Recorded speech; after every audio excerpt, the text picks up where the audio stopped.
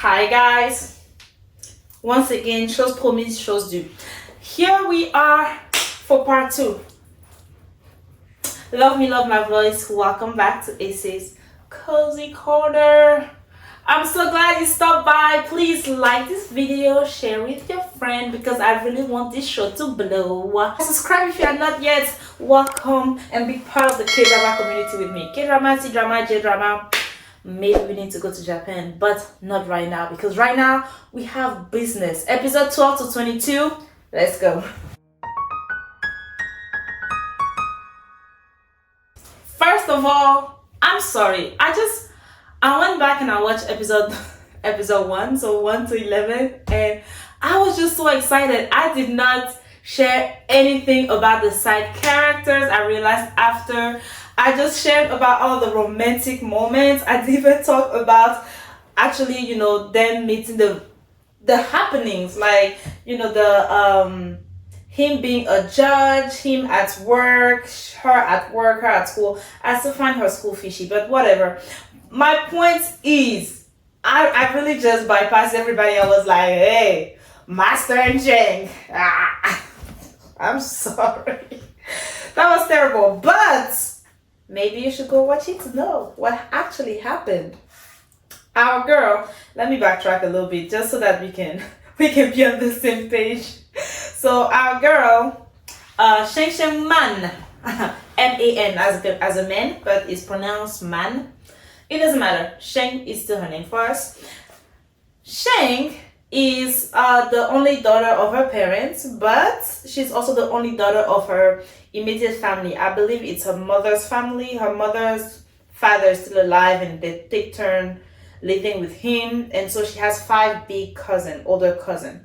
And things that were interesting that happened in the first 11 episode is that, for example, she works at the convenience store I talked about with her cousin, but in their they got a part-timer that also happened to be a fan of a guy, and so when he goes there he cannot talk if she's there. It's like the funny quirky moments, right? But all these people become part of the team. For example, his studio, there is him, Master is there, and then there's also the main girl. I think she's like the director of the studio, so we're just gonna call her director.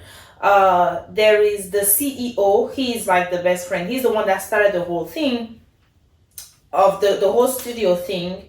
We learned that later, but whatever.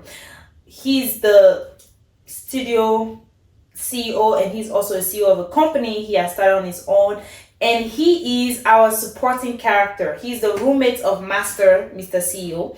He's the roommate of Master, and he also happens to be the love interest of Cheng's best friend. All right, so two friends. Got it. There's another doctor in that studio that we only see, I think, starting episode 12. So in the first 11 episodes, to us, it doesn't even exist, but he's one of the top 3 stars. I think there's top 3 that are famous, right? There's the doctor that I just talked about. There's Master, our main character, and there is the CEO, who is our main character's friend. And obviously these 3 with the director, and there's 2 other singers, A and B, that are always making noise, always awkward, always stepping in places. You know your 2 loud friends. You know your 2 loud friends. For all of my friends, if you don't know who your 2 loud friends are, I'm probably both of them combined.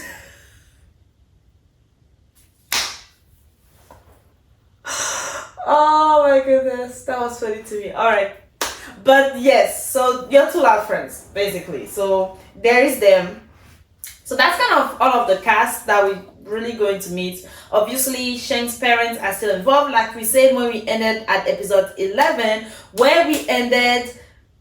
Sheng's father is seeing them together, and he comes back and he bypasses her and goes straight to him, and we are like, oh, is he going to like create an issue?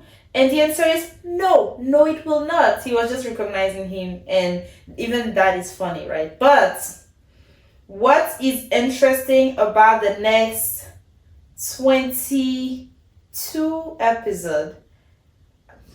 Did I say the next 22? The next 11 episode. What is interesting about the next 11 episode is the relationship. I feel like in terms of our main relationship, main character's relationship, I see the glare of this in my camera. Ouch. Wow. Alright. So what is interesting about the main character's relationship, so Master and Sheng, develop honestly to basically the point where it's like, yeah, y'all can marry tomorrow. That's whoopsies. Y'all can do all that, right? They have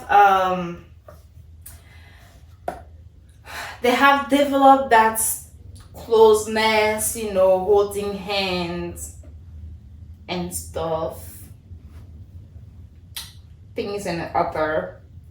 They go on a trip together, so the whole group goes on a trip, and this guy is after a girl, and obviously she doesn't go on the trip alone. She goes on the trip with her best friend, that I said is the love interest for a secondary character.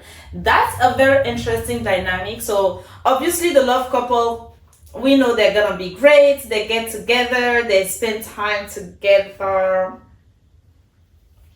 She gets changed into like traditional outfit. My guy is in love. So many good things happen, guys.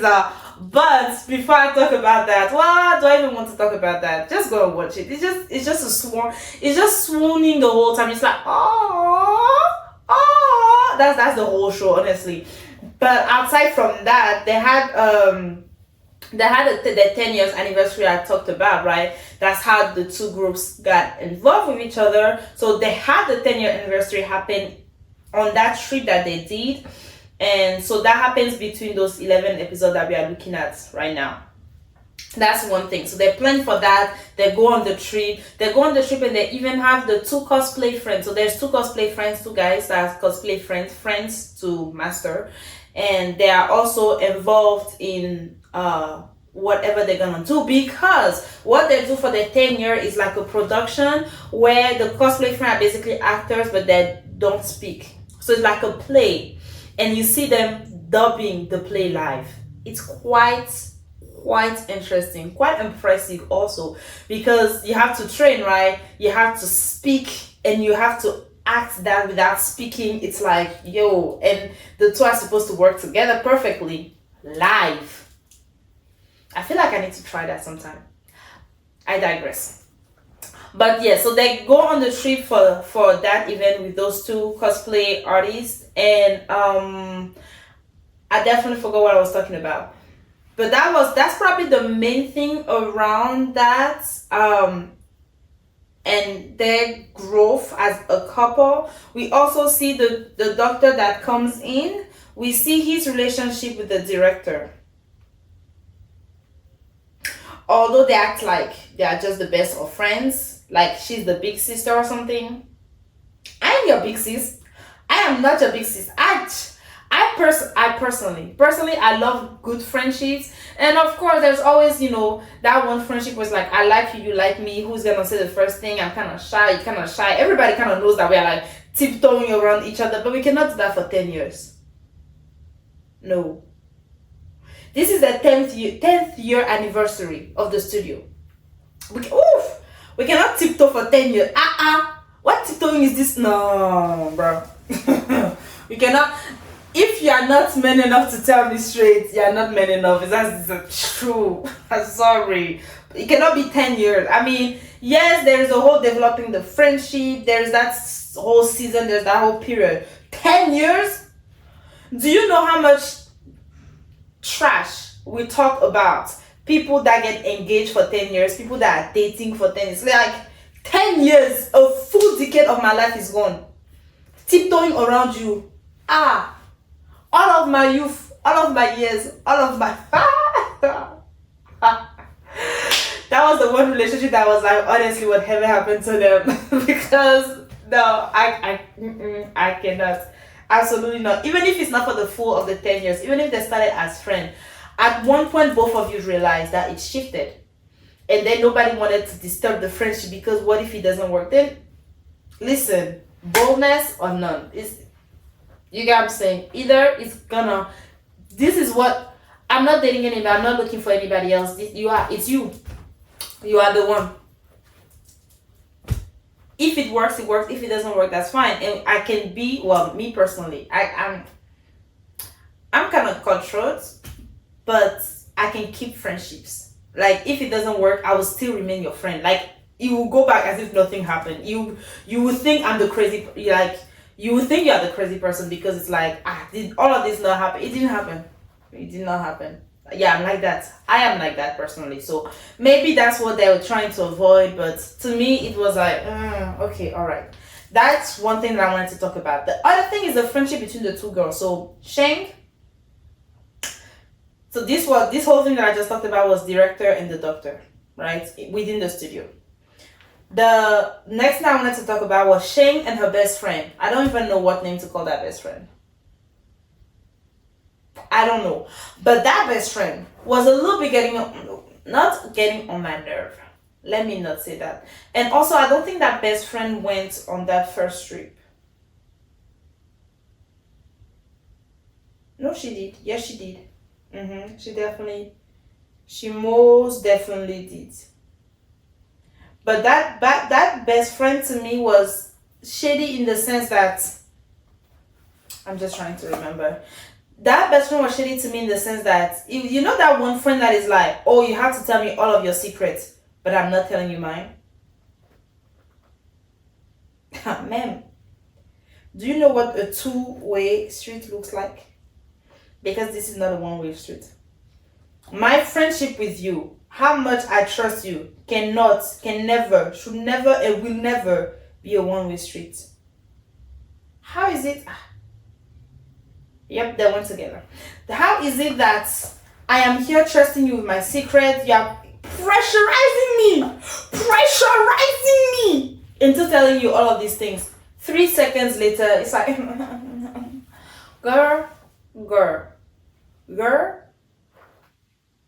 Then again, I respect their relationship because as much as they share with each other, they are not the kind of people to share. Like, they share their emotions when they want to ask for advice, right? Like, I felt like that, is this normal? And the other girls are gonna be like, yes, oh my god. But it was never like, oh, this guy is talking to me, I'm interested in him, he's interested in me, this is what we are doing, these are the things. Like, they know what is happening and the happenings, but until like Sheng herself was comfortable, she did not share with her friends, for example, that she was dating the guy. And I understand that. So I guess in the dynamic of the specific relationship, which is very wise, in the dynamic of the specific relationship, they don't share things immediately.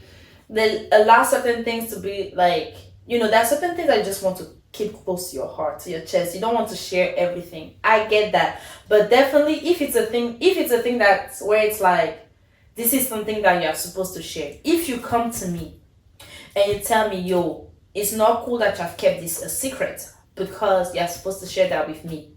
And the flip is not true. I have this one friend's brother in the Lord, whatever you want to call him. And I remember, if you are watching this, like the Cameroonian like to say, j'aime même ton macabo. I remember when it was like, he will demand things of me. And it was like, I took him as a big brother. So it was not like demanding, like, oh, you had to give me your money. No, it's not like that. But it was like, oh, you cannot do this without asking me. Like, it's not cool. If I'm your brother, I'm here to protect you. Like, don't go, like, keep those boundaries. Like, and he really helped me in many ways in a certain season of my life. But it was when that guy went and moved ahead in life, and like major happenings happened. And I did not learn that through him. I learned that through somebody else. That I was like, that's hypocrisy. That is hypocrisy, and I'm not giving you access to me anymore. It's as, ooh, I am cutthroat, guys. But you cannot be two ways. No, you cannot tell me, you cannot demand something from me you are not willing to give. Every time I would demand something from anybody, I hope, I pray, and do tell me if it's not the case, that is something that I have willingly given multiple times, and I'm like, I just want the back. Can I have just a little bit back? You don't have to give me everything, but can you give me a little bit back, right? But if it's something where it's like, no, you know, you have to receive your counsel from me, you have to talk with me, you have to share your things with me, like I'm here to help you, blah blah blah, and then the flip is not true. You are a liar. You're lying. That's what you're doing. You are lying, and I do not appreciate that. So that's not a relationship to me. That's not friendship to me. So there is that. Those are the two things I'm going to say. Things that happen in these episodes, I already said it. The two main couple blossomed in love. In my book, in my personal book, they could have stopped the show right there, honestly, because they went on the trip, they got deeper in love, they got closer together, they came back from the trip. My guy is like, every time he's looking at this girl, all you see in his eyes is LOVE, and a little bit of lust too, but we're gonna put that on the side. But you know, he loves her, it's clear, everybody knows. He's not trying to hide it. He makes it a point that to be like visible about it, and they later explain to us why he does that. But it's very intentional as to not hide her. He's very intentional as to not hide her. And he told her, like, no, I don't want you hidden, right? And so to me, that whole dynamic is very interesting, because while he's like that, especially in the first 5-6 episodes of their relationship, so like from the point they got together for like 5-6 episodes, this girl is not even trying to tell people who this guy is. Like, they go to places, he meets her friends, and they're like, who is this? He's like, oh, it's a friend of mine. Girl, you know it's not your friend. He your boyfriend. You're like together. You're a couple. What do you mean it's a friend of mine? Or when he walks her home and her cousins, again, it's not that I don't understand, but it's just like, it's leaving a taste in my mouth, right? When her cousins are like on top of the house, and they're like, who's that? Like, just a stranger. I'm giving him direction to where he's supposed to go. And I'm here watching it like, if I feel, I don't know how to explain that. This is something that you do when you're 16.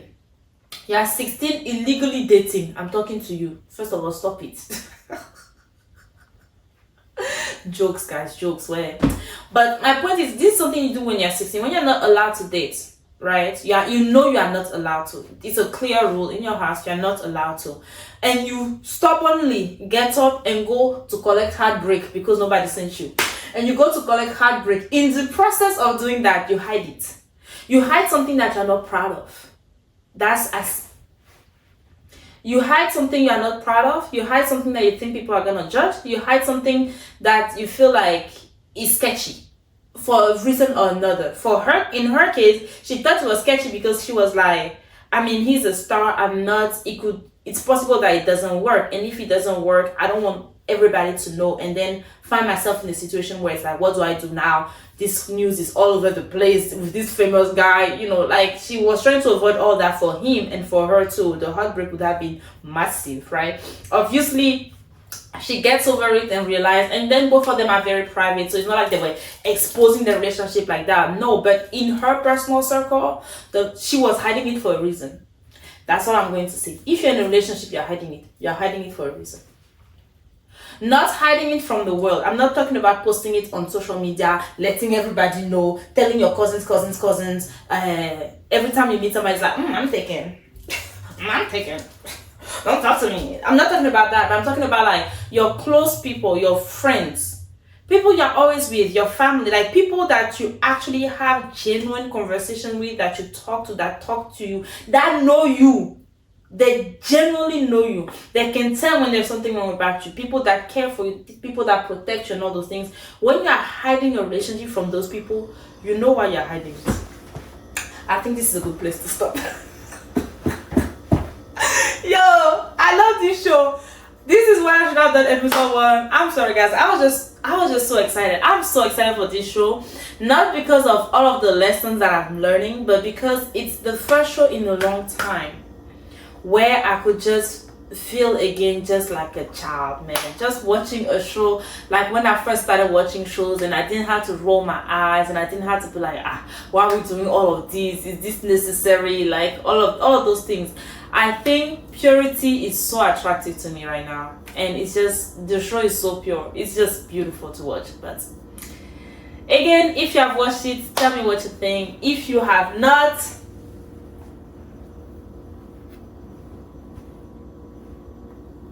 I'm waiting for you to go to Vicky and start it. You got what I'm saying? Like you have to start somewhere. You will enjoy it. Trust me, you will enjoy it. If you are the kind of person that is like, oh my goodness, Korean drama because and the romance, and you will enjoy it. And it's such a joy to see like love without the extra complication and all those things. And I repeat myself, yeah, if you are in a relationship, you day in, you are hiding it. You know why you are hiding it. Fix it. Because I love you. Like this video, subscribe if you are not, share with your friend, and come back for the last part of Love Me, Love My Voice. I don't even know how to start rating this show. I don't know how to. I will see you guys. Love you.